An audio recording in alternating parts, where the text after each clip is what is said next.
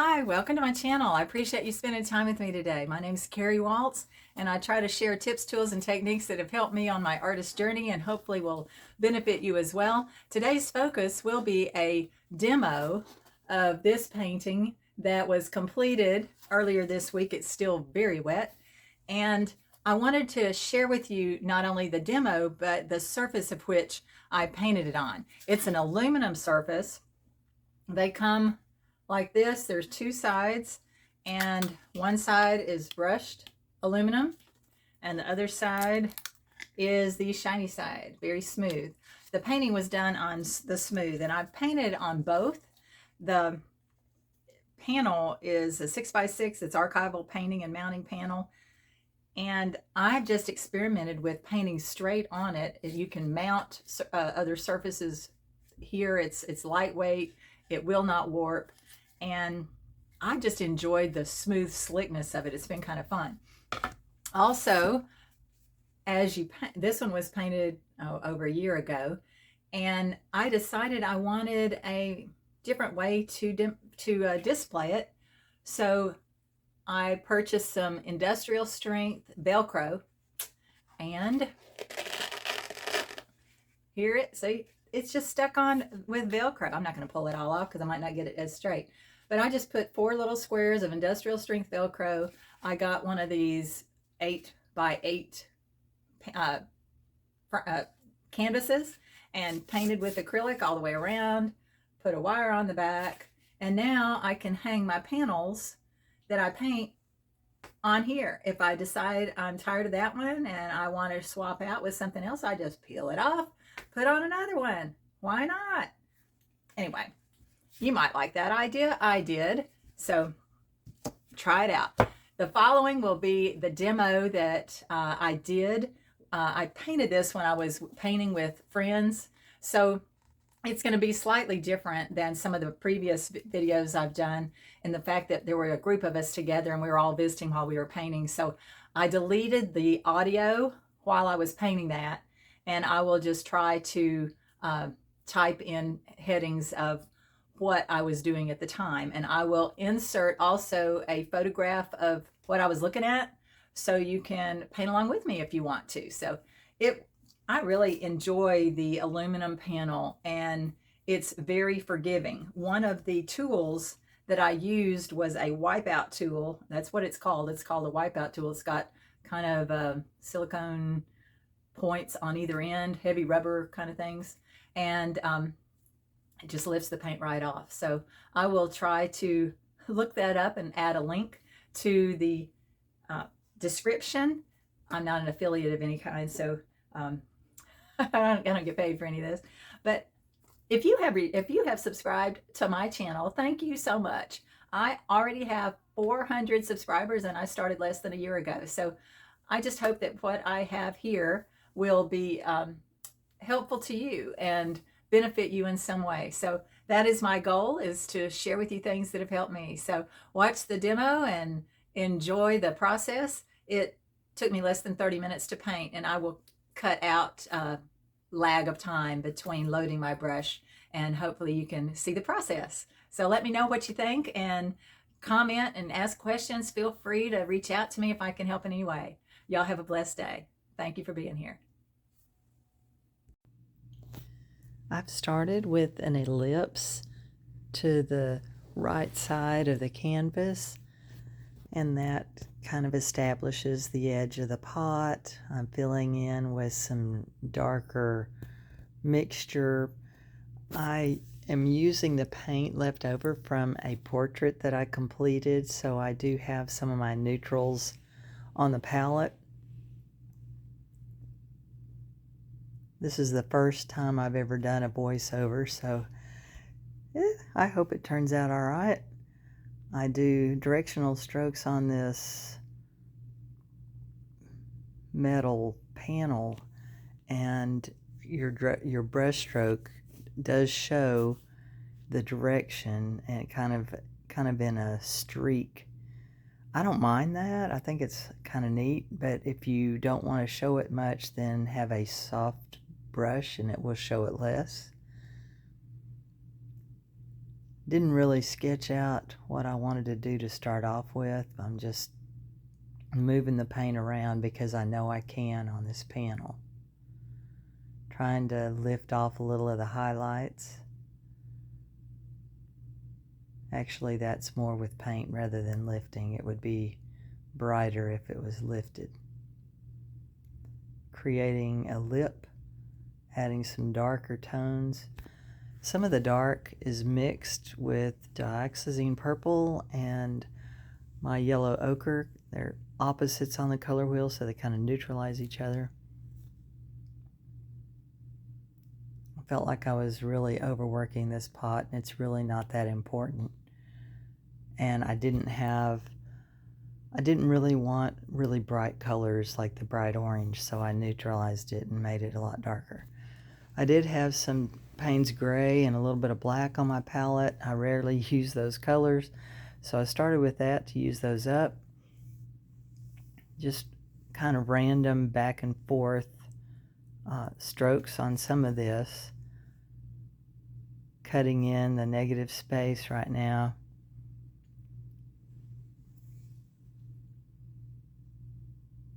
And pushing the darks darker inside the pot so that the front of the lip of the pot shows up more.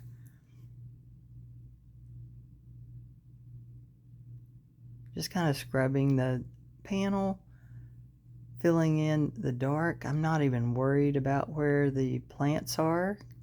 There was a little bit of dioxazine purple, a little too heavy on the purple, so I'm going to come back and pick up a little of the yellow ochre and neutralize that right there. I just wanted some darks, but I like colorful darks rather than black and the pre-mixed gray. I really like to make my own darks, and I just look at my palette and see what on my palette is dark. And if you can combine things that have all three primaries, then you'll make a pretty good black.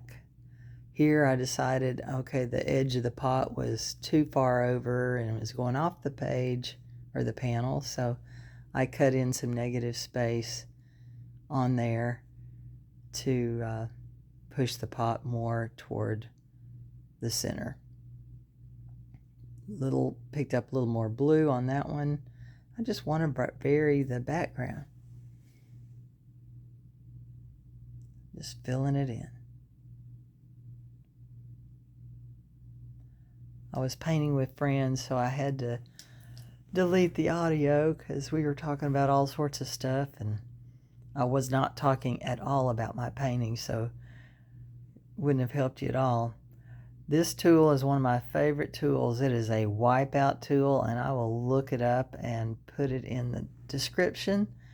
What's wonderful about this aluminum panel is when you use a wipeout tool, it has kind of a hard silicone, I don't think it's silicone, but rubberized tip. You wipe it and rub it on the panel and it just lifts it off. So I'm wiping the panel and then I'm wiping the tip with a paper towel.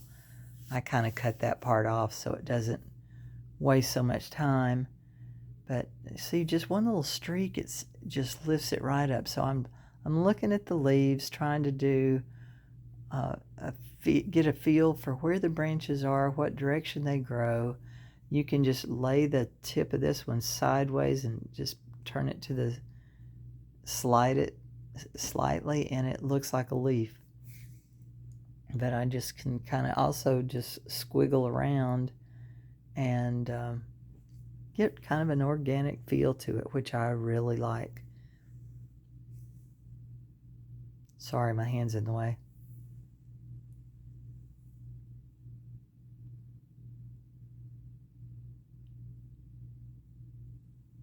I'll come back later and add paint on top of this, and the paint won't get muddy because I've pulled off most of the background color where I'll be painting.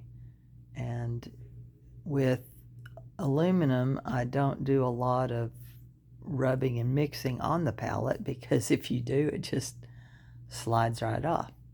So it helps me be more loose. It gives me more of a impressionistic, I guess, type. Now this is where I have artistic license. Look, I drew and removed branches coming toward me. It broke the lip of the line of the pot, which I think makes it more interesting. And I'm just letting the flowers work their way off the page, or panel, I guess.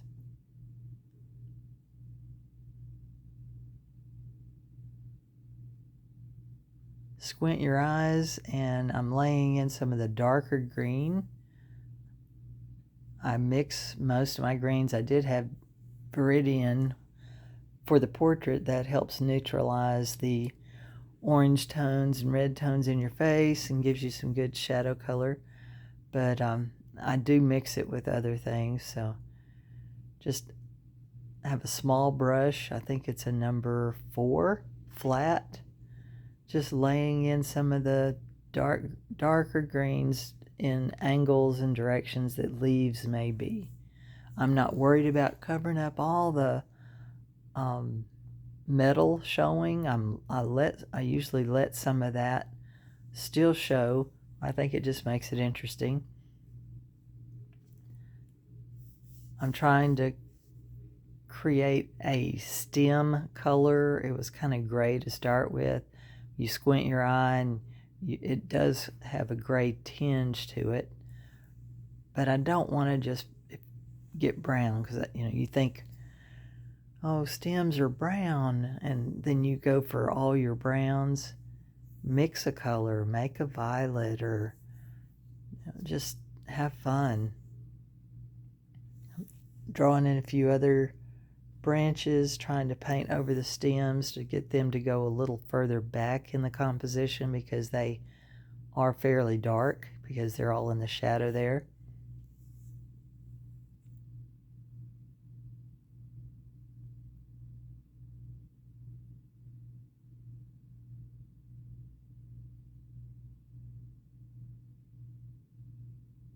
You can see I use a lot of broken line.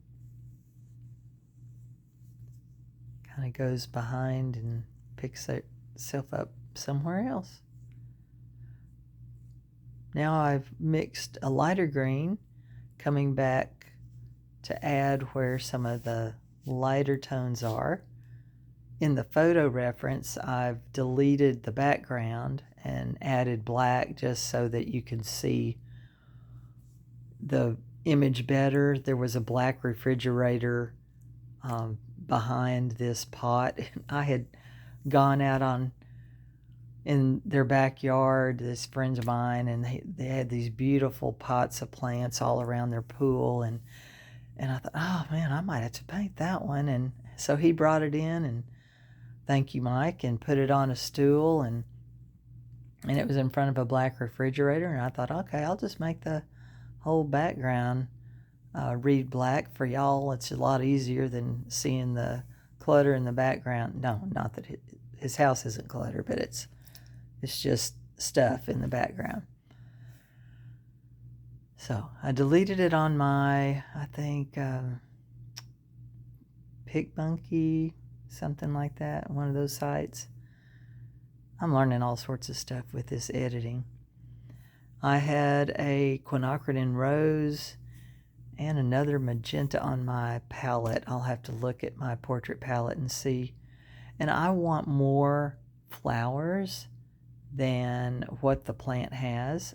So as an artist, hey, you can do that. This is about the only way I will have plants that will have floral design, because I kill things when I plant them. And my cats eat them and throw them up, which isn't good. I know y'all wanted to know that. So I have no plants on the back porch because my cats will get back there and do that, and I don't want them to. So don't want them getting sick, and I don't want my plants getting messed up. So I have other things of color on the back porch. Sorry, mine's wandering. All right, when you're putting in, don't do all the same direction. Don't paint all the same value. You want to add lights and darks. It adds interest. Try to emphasize where the light is coming from. The blooms and blossoms that are facing you or facing the light should be brighter and lighter.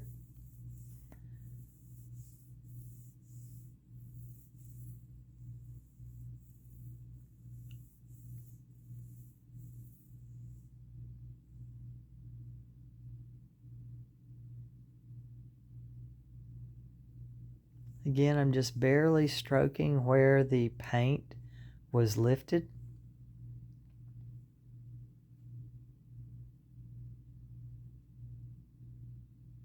And you can layer it, just if you press very hard, you also lift it off. I decided my pot was a little overwhelming and it wasn't a very good composition with it being so far on the right side, and originally it was even going off the panel. So I came back with my wipeout tool. I cut in what I didn't want and lifted off the paint. And that's the joy of this panel. If you don't like something, you can just wipe it off and start again. It's so smooth. So I wiped it off with the wipeout tool, came in with my dark, reestablished that, and worked on the edges of the pot just a little bit. I lost the lip of it, and it's not exactly like that pot, but that's okay. It's more like a traditional terracotta pot. I'm adding another branch that isn't there just to give a variety.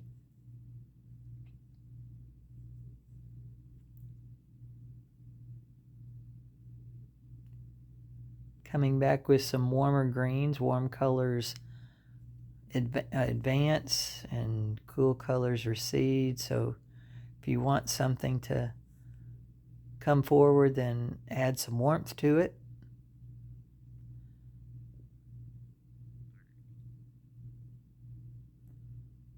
And I'm getting close to finish.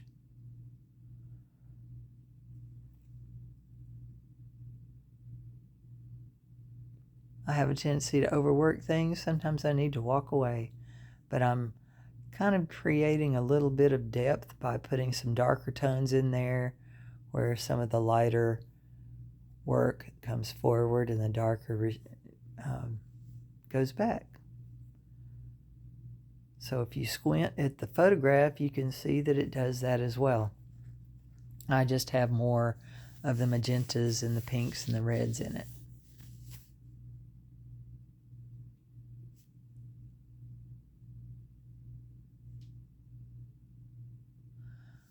I've hoped you enjoy this. If you've gotten something out of it, please give me a thumbs up or subscribe to my channel if you haven't. I have really enjoyed this journey of learning how to film and edit and share things with you that I've learned. And like I said in the other video, recently I have over 400. Oh, I'm adding what's actually the tiny flowers of this. I don't know what type of flower it is. Mike told me, but I don't remember.